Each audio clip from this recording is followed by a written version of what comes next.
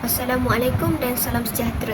Hari ini, saya Nur Afrina Izzati binti Muhtazabah bernombor matrik 222728 akan berkongsi tentang pengalaman awal saya di SMK Sri Tanjung, iaitu Sekolah Menengah Kebangsaan Sri Tanjung. Sekolah ini telah memainkan peranan penting dalam membentuk pengalaman dan kemahiran saya dalam pendidikan. Ia juga memberi saya peluang untuk mengenal budaya dan amalan yang membina profesionalisme keguruan sendiri. Seterusnya, sejarah SMK Sri Tanjung. Sekolah Menengah Kebangsaan Sri Tanjung mula dikenali sebagai Sekolah Menengah Rendah Benut atau SMRB. Ianya dibina atas tanah seluas 17 ekar di bawah rancangan Malaysia keempat, terletak di Jalan Parit Ismail Benut. Murid-murid SMK Sri Tanjung terdiri dari beberapa buah sekolah seperti Sekolah Kebangsaan Sri Benut, Sekolah Kebangsaan Sri Kembar dan Sekolah Kebangsaan Datuk Ibrahim Majid. Peringkat awal sekolah ini ia ditadbir oleh pentadbiran Sekolah Menengah Benut iaitu Tuan Haji Kosnin bin Ahmad Kamari. SMRB berjaya menduduki tempat kedua terbaik di daerah Pontian dalam peperiksaan SRP dan ia telah dinaikkan taraf dari grade C ke grade B pada tahun 1998. Bangunan sekolah ini pada awalnya mempunyai 3 blok telah berkembang pada tahun 2001 dengan adanya 2 bangunan tambahan dibina. Visi dan misi sekolah. Visi sekolah ini adalah pendidikan berkualiti, insan terdidik, negara sejahtera. Ini selari dengan misi sekolah iaitu ingin melestarikan sistem pendidikan yang berkualiti untuk membangunkan potensi individu bagi memenuhi aspirasi negara. Visi dan misi ini adalah kompas bagi semua pihak dalam memastikan kualiti pendidikan dan pembentukan nilai dalam diri pelajar. Seterusnya, lokasi SMK Sri Tanjung. Sekolah Menengah Kebangsaan Sri Tanjung ataupun Semesta adalah sebuah sekolah harian yang terletak di Benut Pontian, Johor, manakala ada asrama SMK Sri Tanjung yang berada di belakang kawasan blok akademik sekolah tersebut. Infrastruktur sekolah. Dalam SMK Sri Tanjung, pelajar telah menikmati pelbagai kemudahan seperti perpustakaan, kelas pendidikan khas, makmal fizik, koperasi, wakaf, dewan terbuka, surau dan asrama semesta sendiri. Sekolah ini dilengkapi dengan asrama bagi pelajar yang tinggal jauh.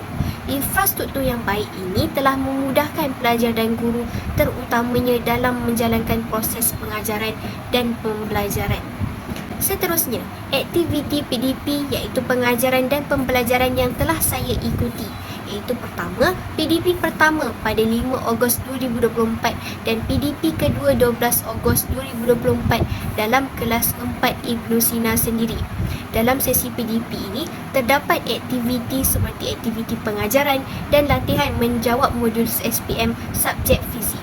Aktiviti latihan dan pembentangan kumpulan juga dilakukan dalam sesi PDP ini di mana pelajar dilatih untuk bekerja dalam kumpulan dan berinteraksi. Ini bukan sahaja membantu pemahaman mereka dalam subjek, namun membina juga kemahiran komunikasi mereka. Seterusnya, kekuatan dan kelemahan aktiviti semasa proses pengajaran dan pembelajaran yang dapat saya perhatikan iaitu dari segi kekuatan. Dapat dilihat, guru menggunakan pelbagai kaedah pengajaran seperti demonstrasi eksperimen dan perbincangan berkumpulan.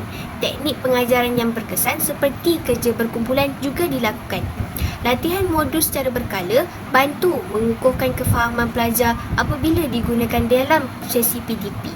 Kelemahan yang dapat saya lihat iaitu dalam proses pengajaran terlalu banyak menggunakan slide pembentangan. Ia menjadikan tumpuan dan fokus para pelajar terganggu disebabkan penat dan mengantuk. Manakala projektor makmal fizik sendiri mengambil masa yang lama untuk berfungsi. Seterusnya, kemudahan alat bantu mengajar ABM dan bahan bantu mengajar BBM yang digunakan oleh guru pembimbing iaitu antaranya kita dapat lihat modul latihan, slide PowerPoint, LCD projector, whiteboard, buku teks dan juga komputer.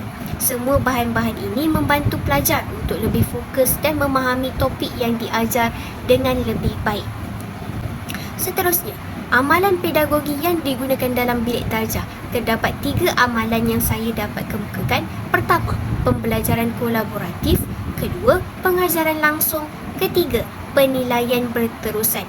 Bagi memastikan objektif pembelajaran tercapai, rancangan pengajaran harian ataupun RPH telah disediakan. Dapat kita lihat ada kekuatan dan kelemahan dalam penyediaan RPH ini sendiri.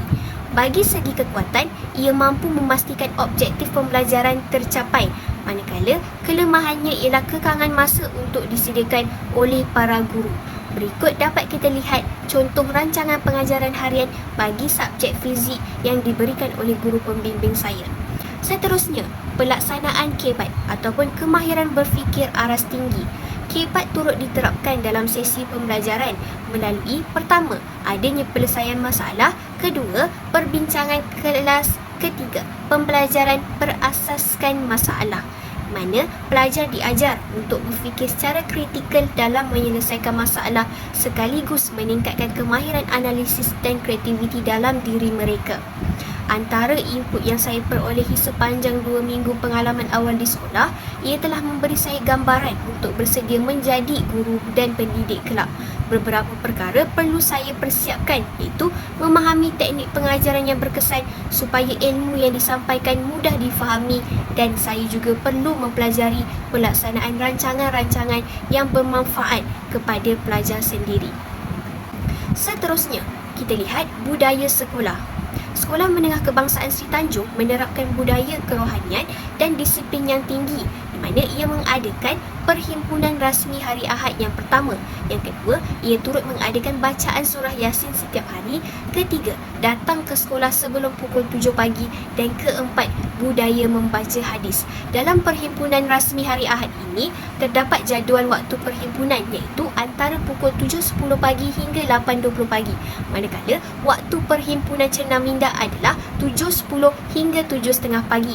Manakala, bacaan surah Yasin setiap hari telah diadakan. Tepat pada pukul 7, pelajar akan berkumpul di Dewan Terbuka bagi bersama-sama membacakan surah Yasin sebelum waktu pelajaran bermula.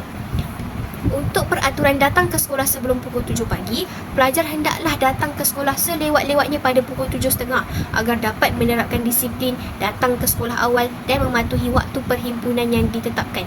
Terdapat beberapa pengawas serta guru yang bertugas bagi memastikan pelajar yang hadir lewat ke sekolah didenda agar para pelajar mematuhi peraturan sekolah. Dan budaya membaca hadis, pada setiap hari selepas bacaan Yasin, terdapat sesi perkongsian hadis oleh pelajar yang dipilih untuk bertugas setiap hari. Satu hadis satu hari adalah sebuah program yang dilaksanakan di mana pada akhir perhimpunan sekolah. Dan pelajar akan membaca hadis mungkin berkaitan dengan nilai-nilai etika, akhlak atau panduan hidup. Seterusnya, budaya kerja dalam kalangan guru dan staf Sekolah Menengah Kebangsaan Sri Tanjung. Yang pertama, terdapat jadual bertugas mingguan. Jadual bertugas mingguan ini di mana disusun oleh pentadbiran bagi memudahkan proses perhimpunan dan hal ehwal pelajar. Ia memastikan bahawa tugas-tugas seperti mengawas kelas, memantau kebersihan dan pengurusan bilik darjah dibahagikan secara adil antara guru-guru sendiri. Yang kedua, kepatuhan kepada kurikulum. Guru-guru hendaklah mengikuti kurikulum yang ditetapkan oleh Kementerian Pendidikan Malaysia. Kurikulum ini termasuklah mata pelajaran wajib dan tambahan serta penekanan pada pencapaian akademik. Guru juga memastikan bahawa pelajaran mereka selaras dengan standard yang ditetapkan oleh Kementerian Pendidikan Malaysia sendiri. Budaya kerja ini membantu meningkatkan profesionalisme guru serta kecekapan dalam menguruskan pelajar.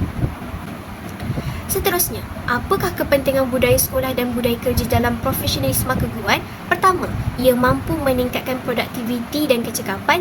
Yang kedua, ia mampu memupuk nilai etika dan sifat positif dalam kalangan guru dan pelajar. Ia juga mampu membentuk suasana kondusif untuk pembelajaran yang efektif dan profesionalisme yang tinggi dalam kalangan tenaga pengajar sendiri. Antara cadangan dan penambahbaikan yang ingin saya kemukakan, pertama, dalam proses PDP, kita boleh lakukan sebuah latihan berterusan untuk guru di mana mengadakan kursus dan bengkel secara berkala untuk meningkatkan kemahiran pedagogi dan kepakaran guru dalam pelbagai bidang, terutamanya dalam teknologi pendidikan, pengajaran berkesan dan pembelajaran berpusatkan pelajar. Seterusnya, pihak sekolah. Terdapat perlu adanya peningkatan fasiliti sekolah di mana pihak sekolah perlulah memastikan infrastruktur dan kemudahan berada dalam keadaan yang baik seperti kemudahan di dalam makmal atau perpustakaan dan bilik komputer. Dan yang ketiga, dalam proses kurikulum, kita boleh melakukan sebuah pendekatan modul yang fleksibel, mana membangunkan kurikulum yang membenarkan fleksibiliti seperti pilihan modul tambahan untuk memenuhi minat dan kebolehan berbeza pelajar serta memperkenalkan aspek kemahiran hidup dan pendidikan digital. Antara cadangan yang ingin saya kemukakan iaitu sebuah program bernama program STEM Field Trip. Masalah dapat kita lihat sekarang di mana pelajar kini kurang berminat untuk memilih subjek sains seperti fizik, biologi dan kimia kerana mereka kurang pendedahan terhadap bidang STEM.